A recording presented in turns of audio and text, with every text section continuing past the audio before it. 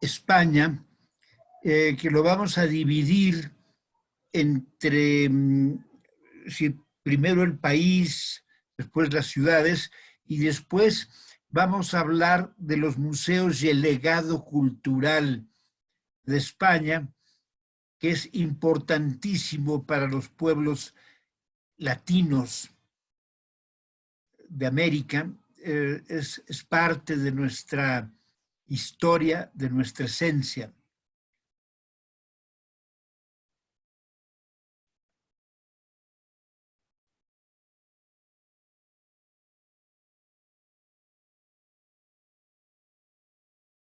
España es, ¿qué les puedo decir? El país más diferente a lo que es la Europa occidental. Ha tenido raíces que se remontan a la prehistoria, más que ningún otro país de Europa. Ni Francia tiene la antigüedad, por lo menos de lo que se ha descubierto, que tiene España. Por ejemplo, en los yacimientos cerca de Burgos, en Atapuerca, se han encontrado restos de eh, hombres, de lo que le llaman el hombre de Heidelberg, de cientos de miles de años de antigüedad. Son de los yacimientos más viejos humanos que hay en el continente europeo. Después tenemos el hombre de Cromañón que dejó los yacimientos, todas las excavaciones en Atapuerca, que se han encontrado cantidad de restos humanos. Se ha descubierto, por ejemplo, que todos los habitantes de Atapuerca eran caníbales. Bueno, no sé si todos, pero se acostumbraba el canibalismo en épocas de escasez. Bueno, pues mataban a uno de sus compañeros y se lo comían, lo cual es pues mucho más económico en el sentido de tener que ir a buscar algún mamut o a perseguir a una gacela. Bueno, pues ahí tenemos al vecino, lo matamos y nos lo comemos. Esa puede ser una solución a la sobrepoblación y no tendríamos que padecer el coronavirus. Perdón el comentario, no es del todo afortunado. Aquí tienen uno de los cráneos de los hombres de Atapuerca. Estamos hablando de este, es un cráneo como de 250,000 años. Impresionante. Y ya es un cráneo humano. Todavía no es un Homo sapiens o un Homo habilis, pero ya es un ser humano, pues encontraron junto a este cráneo utensilios muy rústicos, muy elementales, de piedra no pulida, es decir, de la antigüedad de piedra. Después nos vamos a Altamira. Altamira ha sido el hallazgo de pinturas rupestres más sorprendente que se ha hecho en Europa. Incluso yo creo, esa es mi opinión personal, que los hallazgos de Altamira de las pinturas rupestres son más, tienen mayor calidad que los que se han encontrado en Lascaux y en todas las regiones de Francia, de la Dordoña francesa. Estos bisontes de Altamira son extraordinarios. le han llamado a la cueva de Altamira la Capilla Sixtina de la prehistoria, y la calidad del dibujo y la forma como lo lograron en las condiciones que lo tenían que pintar es sorprendente. Tenían que pintar acostados, como lo hizo Miguel Ángel en la Capilla Sixtina, con herramientas totalmente rupestres, pigmentos de tierras y de carbón. Aquí podemos ver alumbrados por una, eh, una fogata, por una tea. Extraordinario esta labor humana, lo que es la creatividad del hombre. Es como una inquietud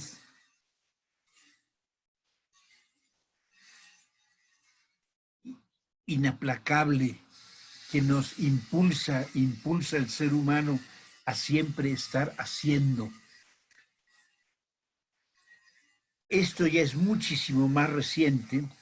Esto es el castro en Galicia, el de Santa Tecla en Galicia. Esto ya es mucho más reciente. Esto pertenece a los celtas. Es un yacimiento celta sorprendente, ¿eh? Es decir, cuando vemos todas las ruinas celtas en Irlanda o en el norte de Francia, en la Bretaña francesa, y vemos este castro. Castro se refiere a que era una especie de fortaleza. Esto está mucho más elaborado. Lo de Francia y lo de Irlanda, pues es una colocación de piedras talladas, si quieren, pero no tan trabajadas ni acomodadas en una forma que ya requiere cierto conocimiento o cierta intuición de ingeniería. Y esto se encuentra en Galicia, en el norte de España. Y aquí tenemos también en Galicia los dolmens de Axeitos.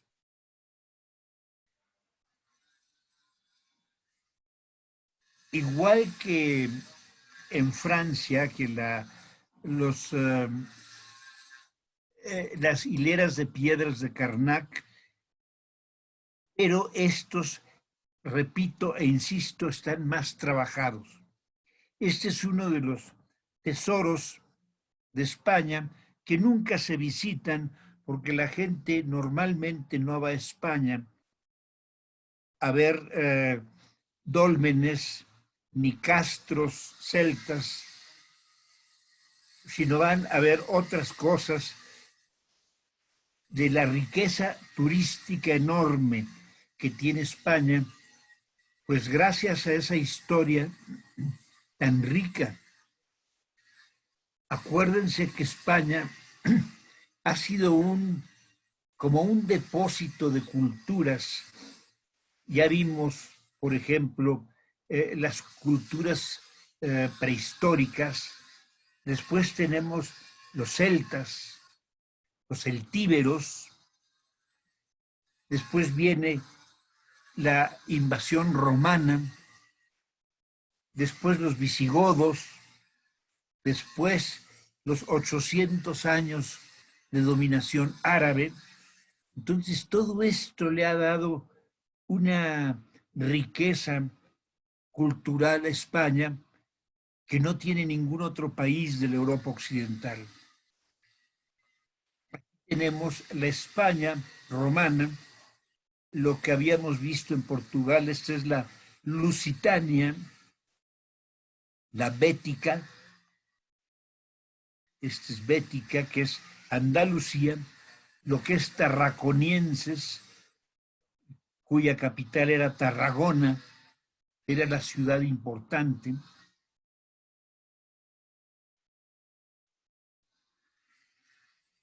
Y sobre todo en toda la parte sur, eh, lo que es Andalucía y Tarragona, toda esta parte, hasta Extremadura, nos encontramos con muchas ruinas romanas, algunas de sorprendente calidad, y algunos personajes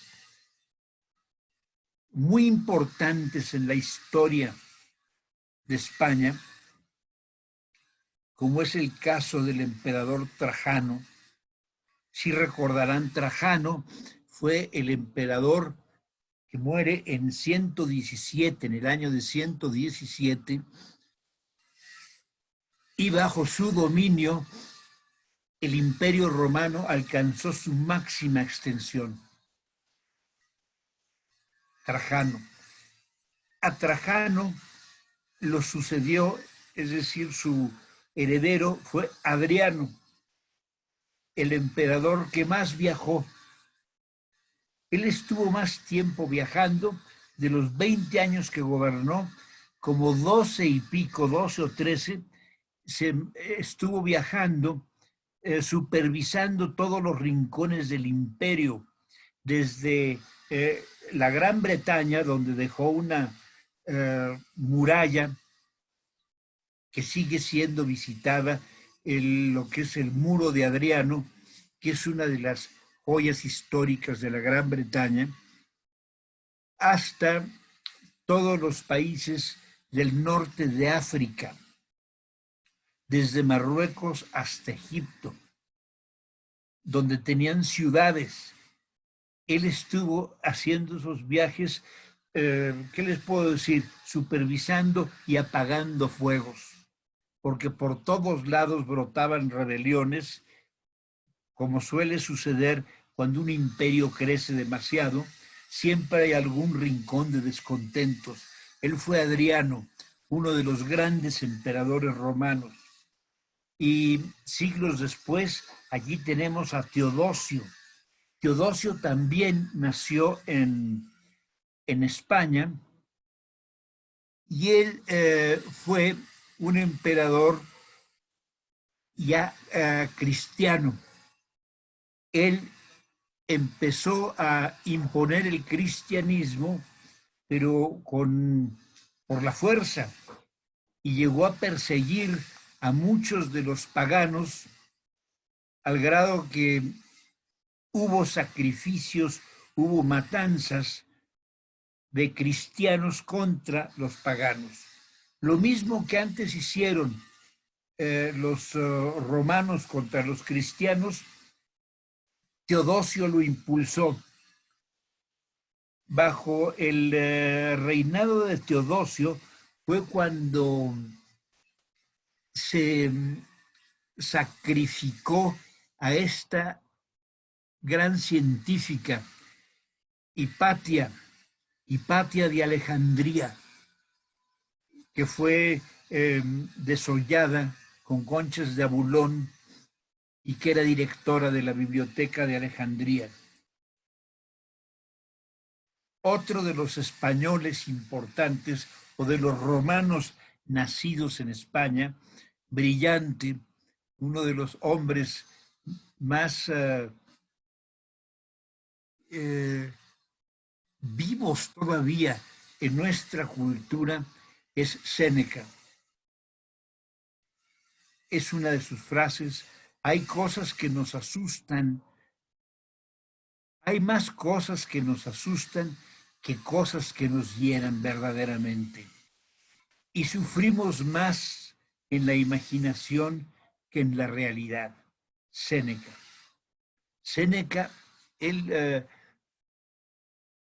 una de sus filosofías era que parte de la educación era el sufrimiento.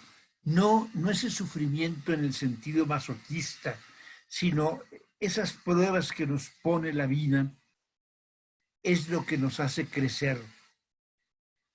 En la próxima sesión que tengamos de la herencia cultural, Les voy a leer un trozo de Séneca que es brillante, el avance que tiene este hombre. Bueno, cuando termina el Imperio Romano, empiezan a venir las migraciones de los germanos, de los godos, y los que conquistan gran parte de España son los visigodos. Todo esto es conquistado por los francos, los burgundios, eh, los aquitanos, etcétera, pero toda España es conquistada por los visigodos hasta que llegan los árabes. En el año de 711, por el estrecho de Gibraltar, por aquí, cruzaron y conquistaron primero Andalucía y se extendieron casi toda España, formando el Emirato de Córdoba, con su sede en la ciudad de Córdoba, que en el año 890-900 alcanzó un nivel cultural como Bagdad, fue de las ciudades más cultas, más avanzadas del mundo, en muchos sentidos. En medicina, por ejemplo, los médicos de Córdoba eran los grandes médicos. Y, por ejemplo, un francés o un inglés, si querían buscar a lo más avanzado en medicina, el destino era Córdoba. Córdoba además fue un centro de filosofía, de matemáticas, de astronomía, muy impresionante, igual que Bagdad. Bagdad y Córdoba eran los grandes faros de la sabiduría en aquella época.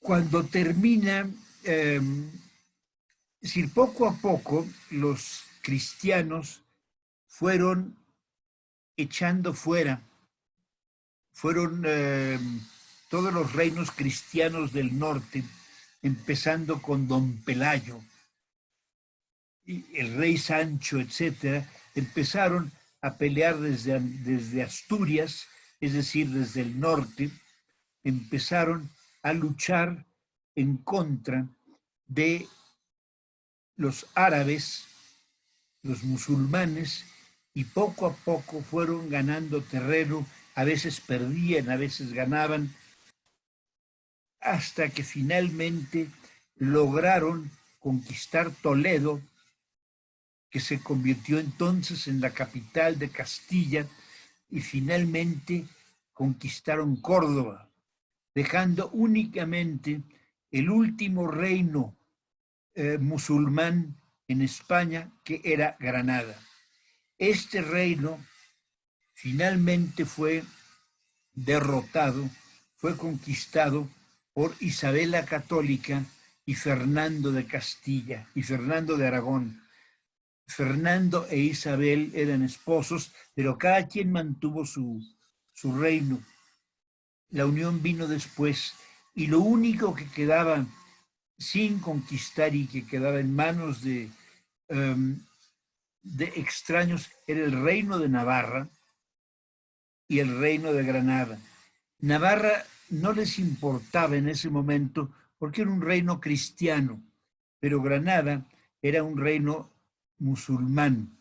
Entonces había que exterminarlo, y finalmente en el año de 1492 los reyes católicos expulsaron a los últimos reyes de Granada y quedó completamente, es decir, se unieron después la corona de Aragón con la de Castilla, y España quedó como la conocemos ahora.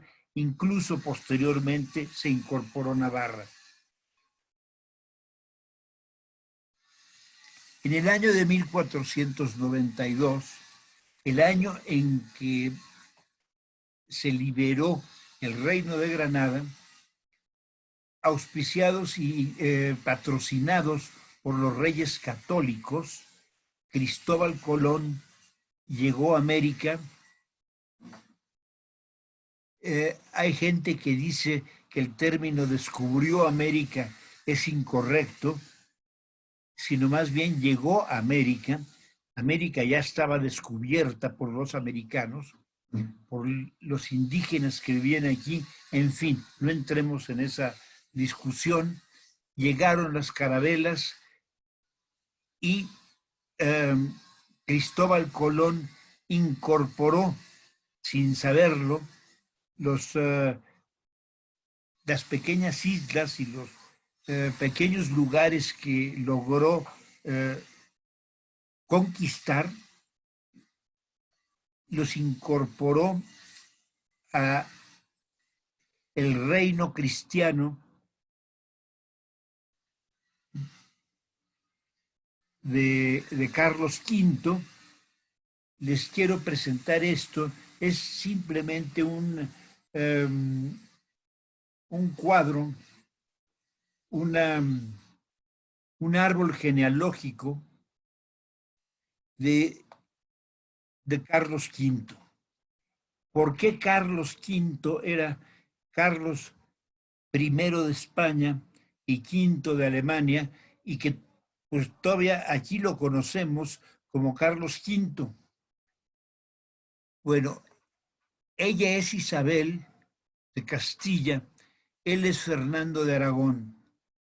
Una hija es Juana de Castilla, que se casa con Felipe el Hermoso, que era hijo de Maximiliano de Habsburgo, Maximiliano I de Habsburgo, y María de Borgoña.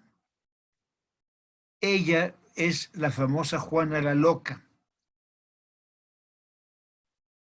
Aparentemente Felipe el Hermoso era un hombre muy guapo y ella enloquece por él, y tienen a un hijo que es el que hereda tanto los reinos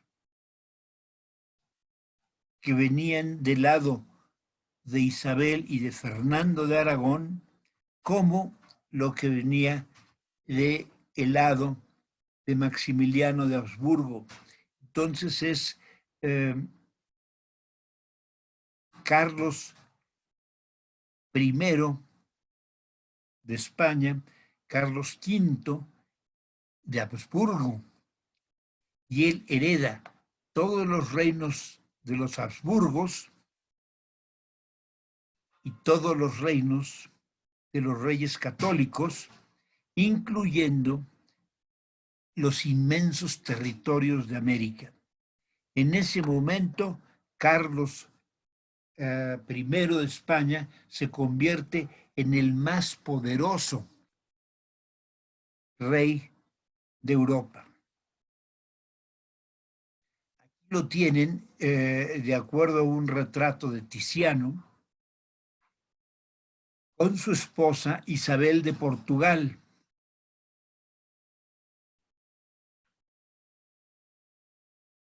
Y este era, nada más para que tengan una idea, este fue el imperio español de Carlos V.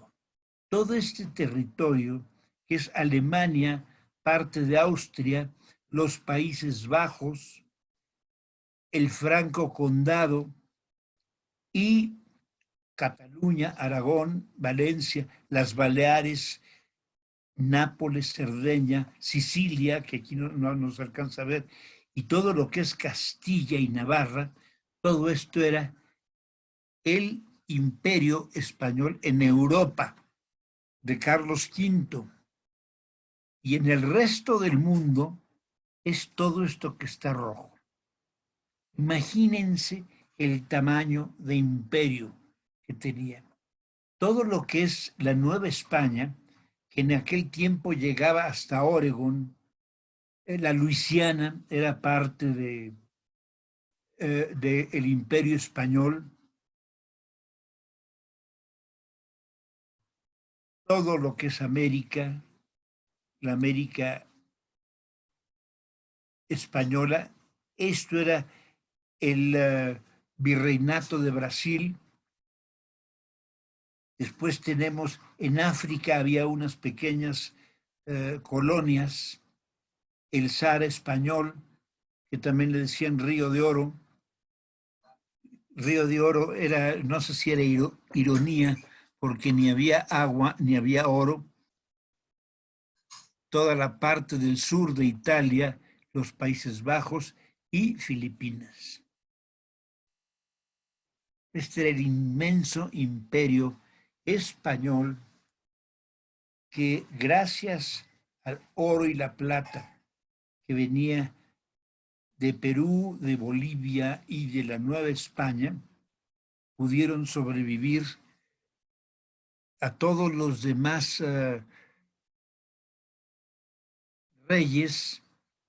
Felipe II todavía fue un rey eh, con, con cierto mérito. Era un rey fuerte, sumamente austero.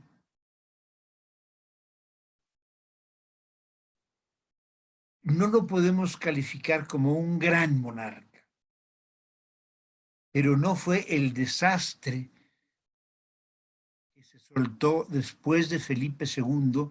Felipe II de Habsburgo eran los famosos Austrias. Así le llamaban a toda la dinastía de los Habsburgos, los Austrias. En España no les decían Habsburgos, sino los Austrias, que era Felipe II, Felipe III. Ninguno de ellos ya fue un gran rey. Felipe IV, retratado por Diego Velázquez, este era un hombre pusilánime, eh, sí le gustaban mucho a las bellas artes. Gracias a él, Velázquez pudo dedicarse a la pintura. Este es un magnífico retrato que le hace Velázquez y donde se puede ver eh, la debilidad de carácter, la falta de fuerza. Él fue el último de los Austrias. Terminando la dinastía de los Habsburgos, el verdadero, vean nada más vean el rostro de este hombre y vean el rostro de este hombre. Este es el que gobernaba, el conde duque de Olivares. Él era la autoridad, él era el mandamás, que a fin de cuentas fue desposeído de su puesto como valido el rey, es decir, el segundo de a bordo del imperio, por muchas arbitrariedades que cometió.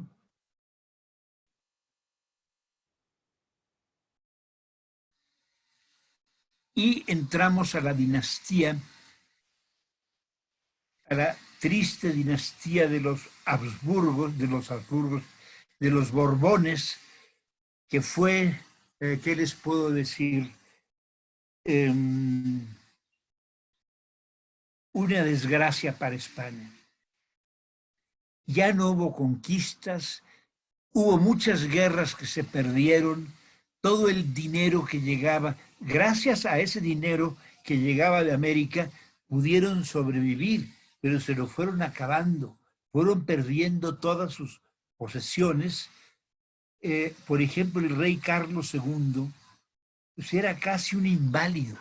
Si no ha sido por Juan Everardo Nitard y el Juan de la Cerda, el duque de Medinaceli, España se hubiera colapsado, ya que este hombre era pues un inválido.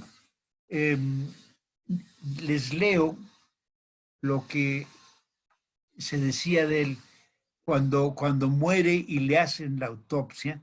Vean nada más qué descripción tan pavorosa.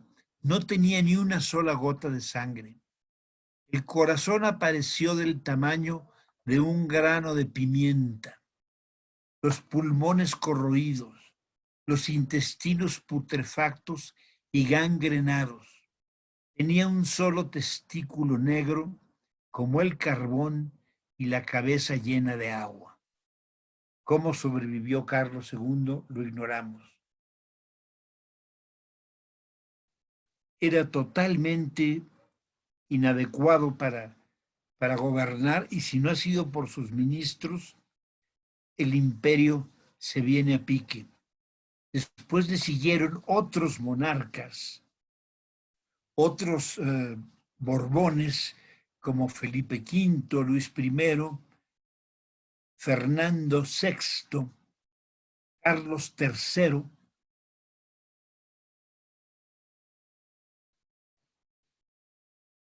Carlos IV, el del caballito. Carlos III, a Carlos III por lo menos hay que agradecerle que fundó la Academia de San Carlos, aquí en México, y fue el instituto, hizo algunas cuantas cosas. Carlos III no fue tan desastroso, ni tan despilfarrado, pero no fue un gran rey. Y después viene Carlos IV, que era un desastre. Quien gobernaba era precisamente su esposa, y Godoy, que era el amante de la esposa. Después viene Fernando VII, aquí está Fernando VII, que es el que gobierna cuando la invasión napoleónica y cuando la guerra de independencia en México. Aquí tienen una pintura de la guerra de independencia en España contra la dominación napoleónica. Napoleón invade España, la incorpora a su imperio. Los españoles luchan contra Napoleón. Estos son los fusilamientos del 2 de mayo. Todos los rebeldes, es decir, el pueblo español de verdad lucha para deshacerse del yugo napoleónico, se alían a los ingleses, y bueno, a fin de cuentas, todos sabemos la historia de Napoleón Bonaparte. Quiso abarcar demasiado, y finalmente en 1814 pierde, es decir, viene la batalla de Waterloo. Antes viene la derrota en Rusia, que es lo que debilita totalmente el imperio napoleónico, y a partir de ese momento vuelve la monarquía en España. Y les presento este cuadro, nada más para ver, todos estos productos vienen de las Américas: el tabaco, la quinina, los sweet potatoes, los camotes, el aguacate, el pimiento, la cazaba, los cacahuates, papas, el jitomate, maíz, frijoles, vainilla. Y de España nos viene, bueno, esto está hecho con dolo, nos vienen enfermedades como la viruela, la malaria, la difteria, la influenza, etcétera.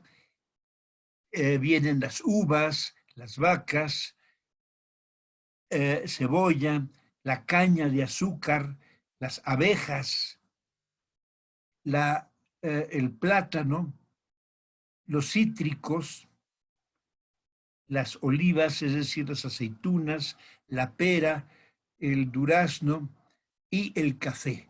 Todo esto nos viene del viejo mundo, y este es un intercambio que enriqueció a ambas partes. Las enfermedades, pues, son inevitables, es parte de cualquier intercambio cultural. Y aquí tenemos un mapa, nada más para que tengan una idea de cómo está actualmente dividida en regiones España está dividida en provincias y en regiones. Las regiones son más grandes, las provincias, cada región tiene varias provincias y están las regiones de Galicia. Galicia está arriba de Portugal, está el reino de Castilla y León, que es Castilla la Nueva, Asturias, Cantabria, el País Vasco. Aquí está el País Vasco, cómo está dividido en los tres países vascongados, que es Vizcaya, Álava y Guipúzcoa. Después está el Reino de Navarra, Aragón, cuya capital, Zaragoza, una ciudad muy interesante, Cataluña, Valencia, Murcia, Castilla la Vieja, es decir, Castilla-La Mancha, la provincia de Madrid, Extremadura y Andalucía. Esta es la España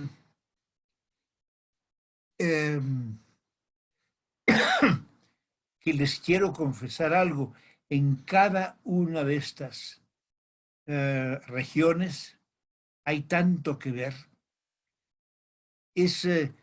Nos pasa en España como nos pasa con Francia, nos pasa con Italia, que puede uno quedarse un mes explorando Galicia, un mes y medio explorando todo lo que es Castilla y León. Es impresionante la cantidad de ruinas, de monumentos, de conventos, ruinas romanas, etcétera, que tiene España. Igual que Francia, igual que Italia. Son países que quisiera uno disponer de medio año para recorrerlo y saborearlo.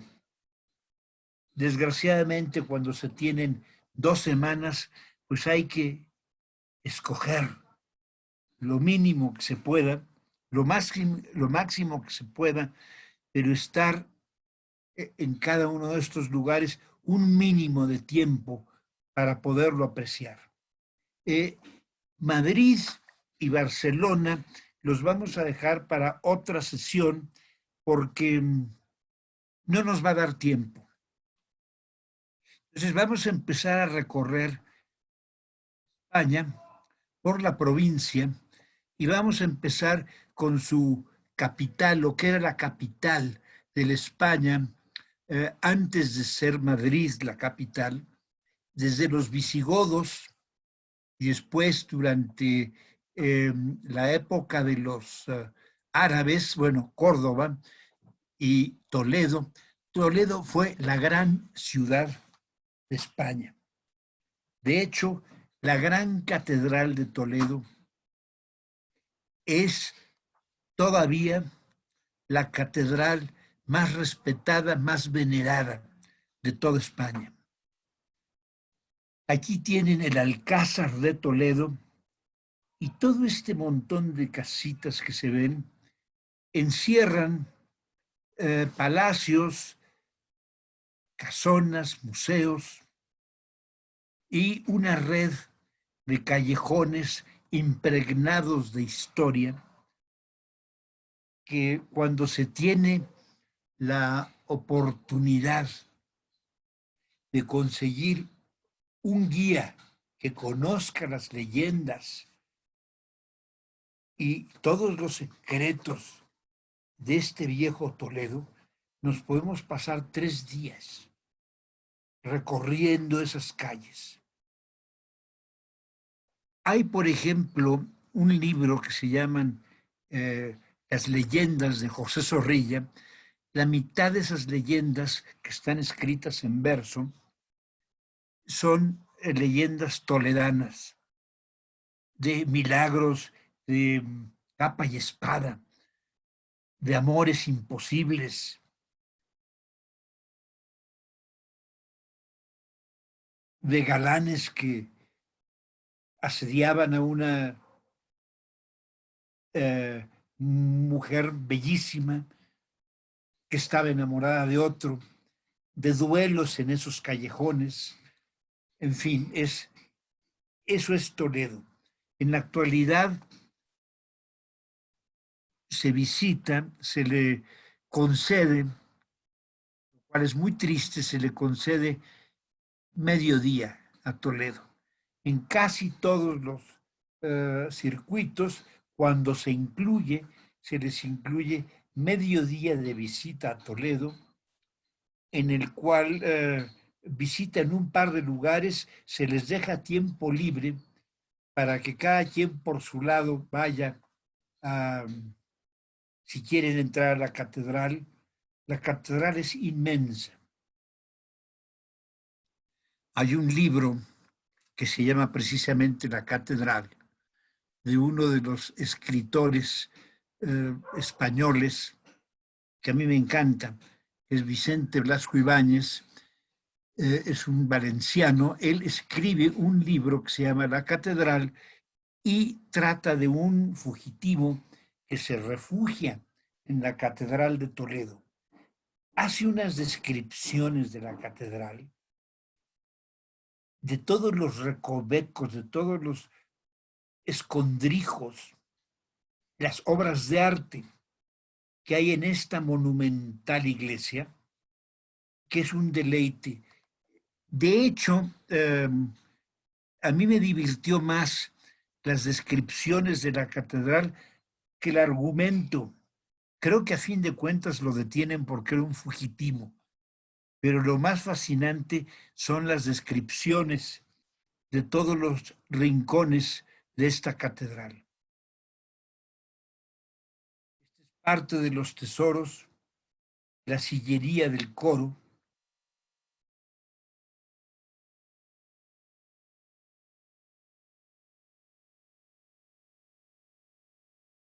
y viene el altar mayor de la Catedral de Toledo.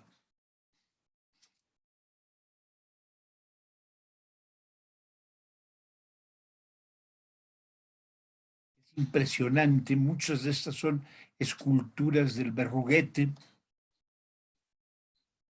y vean el nivel de trabajo. Esto no es, quiero aclarar, no es el estilo churrigueresco ni barroco, es simplemente una ornamentación exprofeso para la catedral muy distinta al churriguera,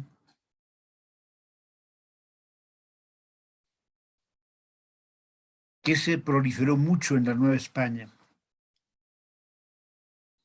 Pero como pueden ver, y las esculturas que hay, las tumbas que hay, las puertas, los púlpitos, eh, los relieves, caray, se puede pasar uno una mañana entera explorando esta catedral.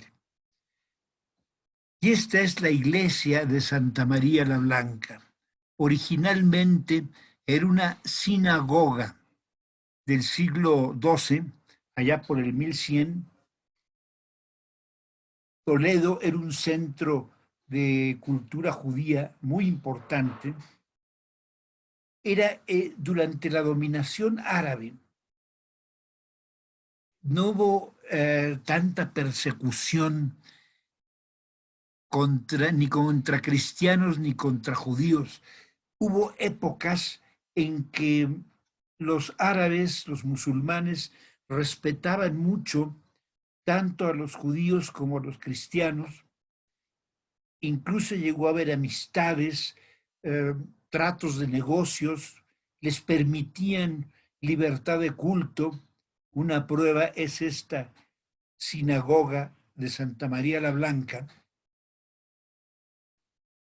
que es un típico estilo mudéjar, estilo árabe. Vean estos capiteles que son una belleza. Y bueno, vamos a hacer después una sesión sobre el legado artístico en el que vamos a tocar tanto algo de los pintores como de los grandes poetas del siglo de oro español, porque está poco comprendido, eh, está de hecho todavía como discriminado. Se habla mucho de los grandes escritores de Francia, de Inglaterra, Shakespeare, y a veces se ignora el legado cultural que nos dejaron. Bueno, Cervantes es el más reconocido, pero Calderón de la Barca, Lope de Vega, Tirso de Molina, incluso el mexicano Juan Ruiz de Alarcón. Pero ahora estamos en la iglesia de San Tomé o Santo Tomás, frente a un cuadro que es una de las obras maestras de este pintor griego radicado en Toledo, que era Doménicos Theotocópulos o el Greco. Cada uno de estos rostros es, es un retrato eh, específico, son retratos de gente real. Y bueno, esto hay que verlo con calma, ver los detalles, que esto lo vamos a ver después, pero se los muestro ahora como un eh, aperitivo. Esta es una de las callecitas de Toledo. Es de verdad un laberinto Toledo, es maravilloso. Y cuando tenemos un guía que nos dice, en esta casa hubo un crimen, bajo este balcón hubo un enamorado, etcétera, en este rincón hubo un duelo y nos cuenta las historias, es maravilloso. Vean otro de estos callejones toledanos.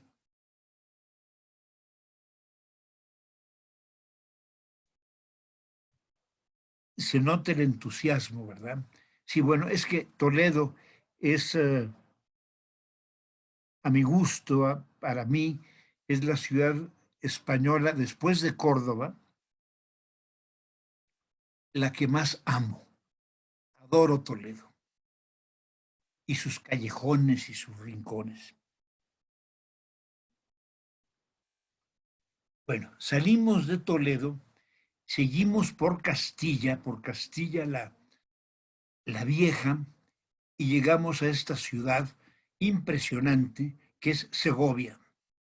Lo que más nos impacta es cuando pasamos por estos arcos del acueducto romano.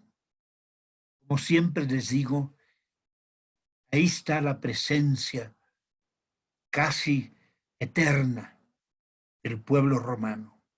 Vean nada más qué estructura, qué edificio, qué construcción tan extraordinaria.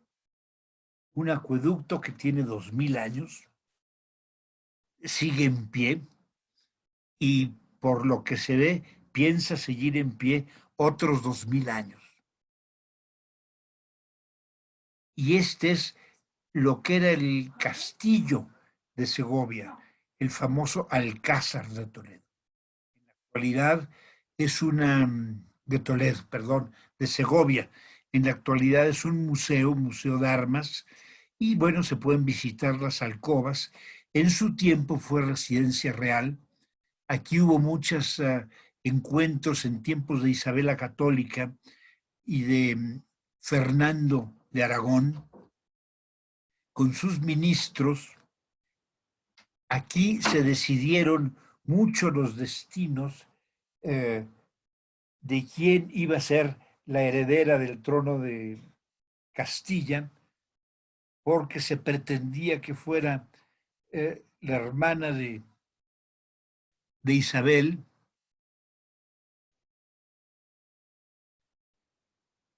y otra ciudad de, de antología es Ávila. No sé si se acuerdan cuando visitamos en Francia la ciudad de Carcassonne. Ahí mencioné la diferencia de Carcassonne y de Ávila. Carcassonne es una ciudad amurallada, muy a la francesa. Es como de castillo de cuento de hadas. Torres con sus cucuruchos cónicos, con sus ventanitas, muy de caballero andante que va a cortejar a la princesa. En cambio, Ávila es una ciudad totalmente guerrera.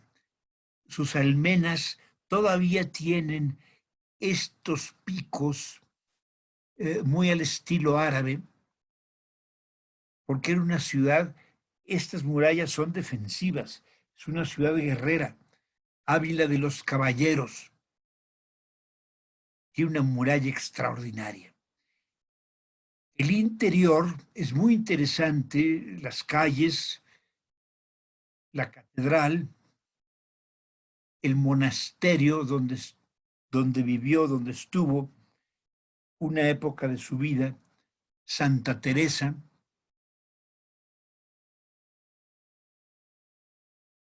Este es el monasterio del Escorial. Esta fue, digamos, la obra cumbre del reinado de Felipe II. Lo mandó a hacer como su palacio con la catedral. Y fíjense, cosa curiosa, el edificio fue costosísimo. Si no ha sido por todo el oro que venía de América y la plata, eh, hubiera quedado en bancarrota la corona española.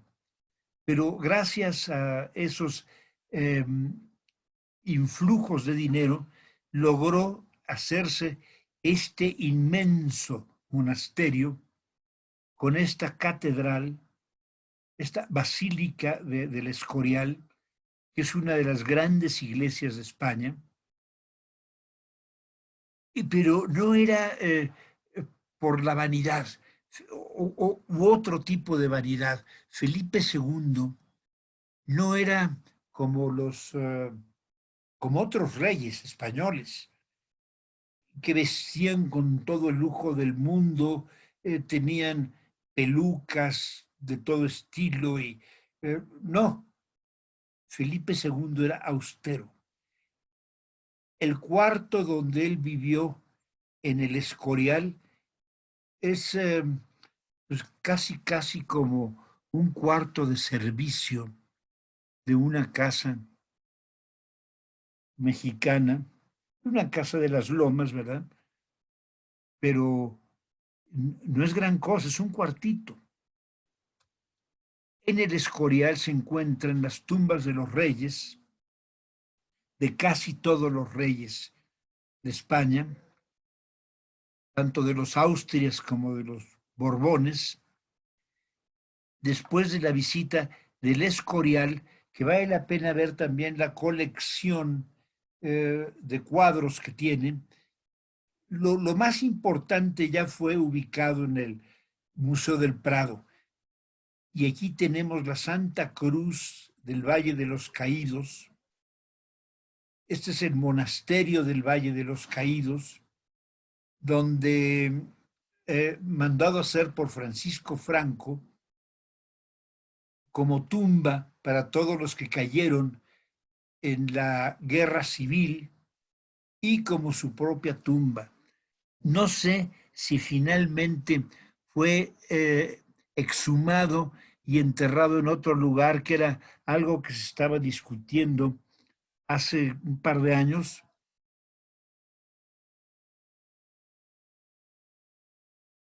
Y aquí estamos en una de las ciudades, eh, para mí después de Toledo, bueno, de Córdoba, Córdoba por todo su sabor árabe, pero después de Toledo, la gran ciudad española es Salamanca.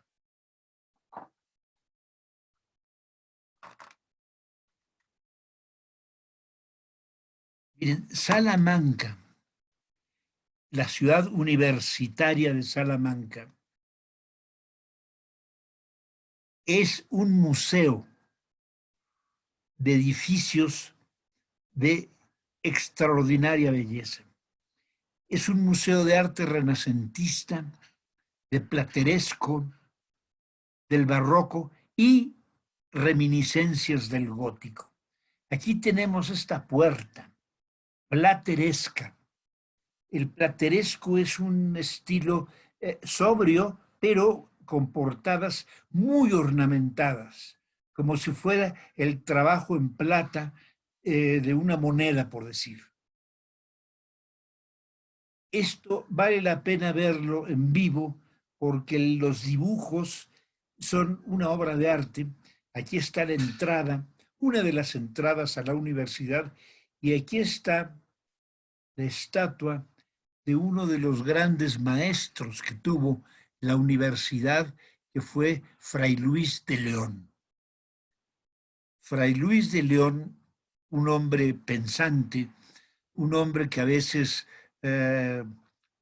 creaba controversia por sus ideas avanzadas. Él no estaba muy a favor de la Inquisición, en fin, y fue encarcelado.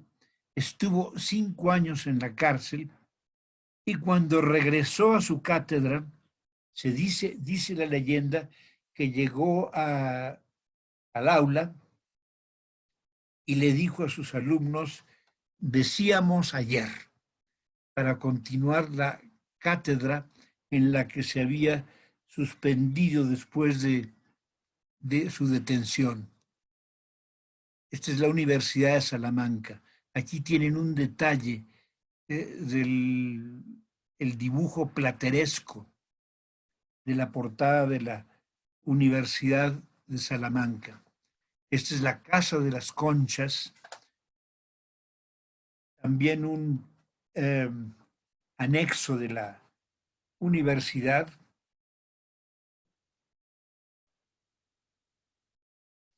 Es una joya renacentista. Y aquí tienen la Catedral Nueva. La Catedral Nueva que todavía tiene elementos góticos. Y ustedes pueden ver estos pináculos con sus cogullos. Es típicamente gótico, pero ya tiene una cúpula tipo renacentista. Y está la Catedral Vieja, que también es una maravilla. Y aquí tienen la Academia de las Caballerías en Valladolid.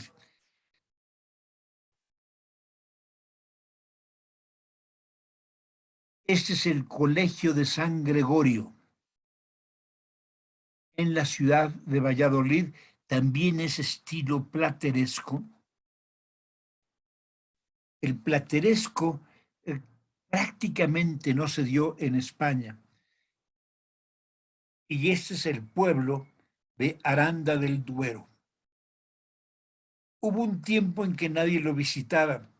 Desde que se pusieron de moda los vinos del Valle del Duero,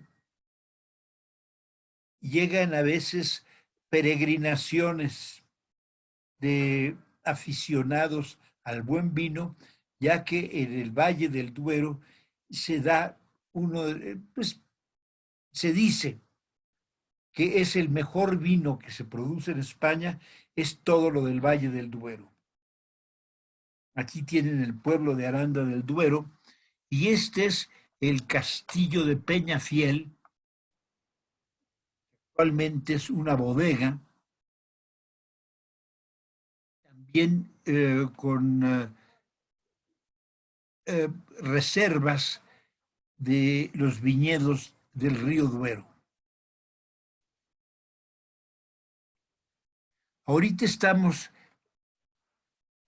viendo lo que es el norte de España. Si les parece bien, dejamos el sur para nuestra próxima sesión, para no apresurarnos demasiado, y la semana entrante hablamos de las ciudades concretamente Madrid, Barcelona, y dejamos para el jueves ese repaso del legado cultural de España.